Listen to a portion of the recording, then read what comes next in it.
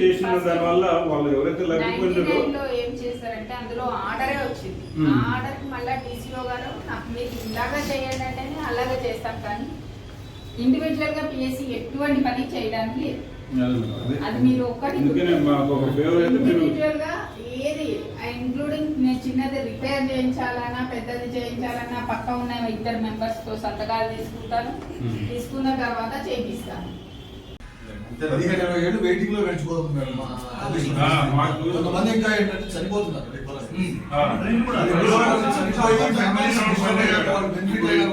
లబ్ధి పొందకుండా మండలాల జిల్లాలో సంవత్సరాల స్థలాలు వచ్చేస్తున్నారు.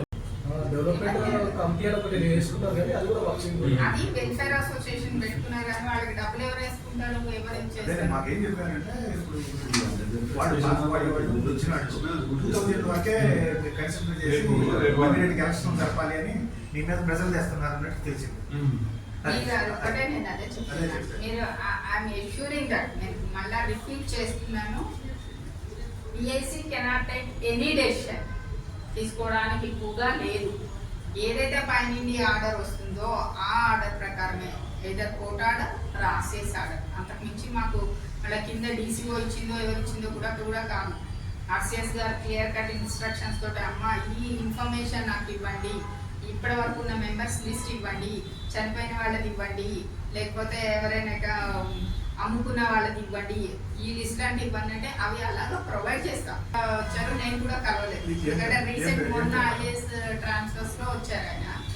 వచ్చిన వెంటనే నేను అంతకుముందు మ్యామ్ కి కలిసి ఇప్పుడు ఒక ఇష్యూ ఉంది, ఇన్కమ్ ట్యాక్స్ ఇష్యూ ఉంది. డెవలప్మెంట్ కమిటీ ఒకటి వేసుకున్నారు కానీ అది కూడా వర్కింగ్. అది వెల్ఫేర్ అసోసియేషన్ పెట్టుకున్నారు కానీ వాళ్ళకి డబ్బులు ఎవరు వేసుకుంటారు, ఎవరు ఇచ్చేస్తారు? మీరు ఐఎమ్ ఎష్యూరింగ్ దట్ నేను మళ్ళీ రిపీట్ చేస్తున్నాను, PSC cannot take any decision తీసుకోవడానికి ఎక్కువగా లేదు.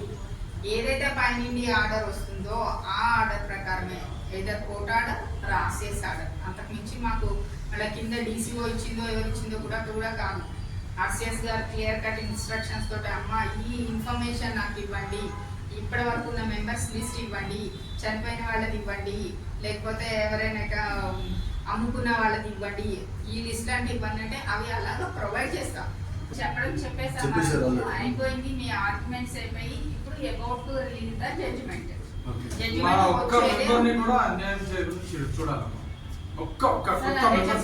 అంతటా నేను ఏ పని చెయ్యను, మీకు నాకు అందరూ ఒకటే. నేను జస్ట్ దీనికి ఎలా అంటే ఒక కాపలా, ఇంకా నేను వాచ్రా సింప్లీ ఏంటంటే that is the main thing. ఏంటంటే ఇప్పుడు మేము ఏమైనా మేము ఆల్రెడీ 1 దగ్గర మేము ఒక ప్రాపర్టీని ఐడెంటిఫై చేసి సేవ్ చేసాం, ఇవన్నీ చేస్తాం. నాకు మీ అందరు ఎవరండి, అందరు నాకేమొస్తుంది, మిమ్మల్ని తీస్తే ఏమొస్తుంది, లేకపోతే ఎవరినైనా పెడితే ఏమొస్తుంది, దానికి నాకు రైట్ లేదు, అథారిటీ కూడా లేదు. నేను తీయడానికి లేదు, పెట్టడానికి లేదు. మీరు ఫస్ట్ అది ఒకటి డిసైడ్ చేసుకోండి, తెలుసుకోండి. నేను ఒక మెంబర్ని తీయడానికి పిఎస్సికి రైట్ లేదు, ఒక మెంబర్ని పెట్టడానికి కూడా రైట్ లేదు. పిఎస్సికి 2 లేదు. ఏదైనా డైరెక్షన్ వస్తే ఆ డైరెక్షన్ ప్రకారమే చేస్తారు.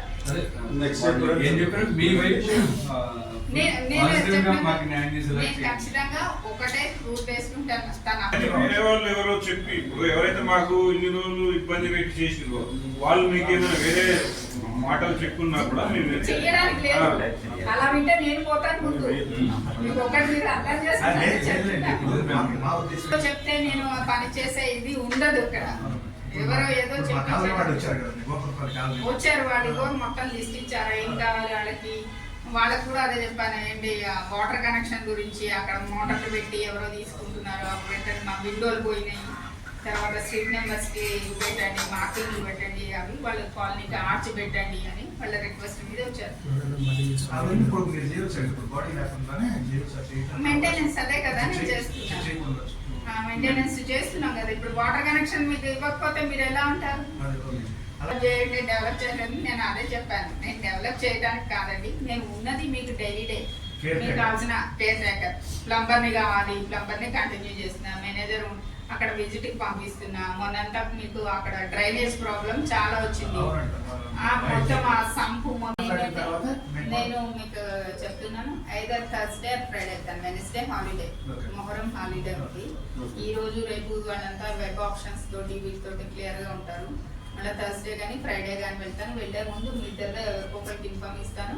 నేను ఇది కూడా చేస్తాను. ఈ లోపు వెల్ అండ్ గుడ్ జడ్జిమెంట్ వచ్చేసిందంటే ఇంకా దాంతో పాటు 15కి వస్తున్నారు కదా. మరి జడ్జిమెంట్ కనుక మాకు ఫేవర్ గా రాకపోతే మళ్ళీ మేము వెళ్ళి కోర్టుకి అదే కోర్టు. వెళ్తాం. మళ్ళీ ఎవరిని ఉందని మనకు Assumptions కాదు. అనేది కూడా ఒక ఆప్షన్ ఉందండి. అంటే 100% assumption చేసుకోవాలి కదా. Other side of the coin. నేను ఒకటే చెప్తున్నాను, ఏ జడ్జిమెంట్ వచ్చిందా దట్ ఈస్ మీకే తెలుస్తుంది. ఎదర్ ఫేవరబుల్లా లేదా ఏంటనేది depends on you have every right to fight. ఇప్పటివరకు అయితే కొంచెం ఫేవరబుల్ గానే అనిపించిందండి మనకైతే. మన మధ్యలో ఎవరు ఏదో ఇది చేయకుండా ఉంటే ఏం చేయడానికి ఏముంది? జడ్జి గారికి ఎలా చేస్తారు మీకు తెలియదే ఉంది. అది కాకుండా ఇందాక మా రమణ గారు అడిగినట్టు 2000 అది లేదా? నేను అదే చెప్తాను, అలాగే చేసి అట్లా ఇవ్వడానికి ఎటువంటి రైట్ లేదు. సో మన దగ్గర- చేసి ఓకే మీకు క్లియర్ గా చెప్తున్నాను, నేను తీయడానికి లేదు. మీకు అప్పుడు కూడా ఎందుకు తీశారు? 99 ఆర్డర్ లో క్లియర్ కట్ గా 3 మెన్ కమిటీ ప్రకారం చెయ్యండి అంటేనే అది చేశాం. ఓకే దాని మీద మీరు మళ్ళా కోర్టుకు వెళ్ళారు, అది నడుస్తోంది, మీకు తెలుసు ఆ విషయం. లేకపోతే అది ఎవరు తీసేది లేదు. అంతకంటే ముందు మేము మొత్తమే పంపించాం, టోటల్ లిస్టే టోటల్ పంపించాం. లిస్టే ఇప్పుడు అందరికి కోర్టు ఆర్డర్ ప్రకారమే ఉంటుంది. నేను మళ్ళా చెప్తున్నాను, పిఎస్సి మెంబర్ని పిఎస్సియే కాదండి, ఈవెన్ ఆర్సిఎస్ కూడా తీయలేదు మెంబర్షిప్. అంటే నా అందరు there is a court order, ఉన్నదానికి ఉన్నట్టు చేస్తారు. ఎవరికైనా రూల్ అది, మెంబర్షిప్ తీయాలంటే స్పెసిఫిక్ ఆర్డర్స్ ఉండాలి. ఉన్నాయంటే ఎవరు ఏం చేయలేరు. ఏదైనా ఆర్డర్ ఆగిపోవాలి, లేకపోతే లేదు. మీకు క్లియర్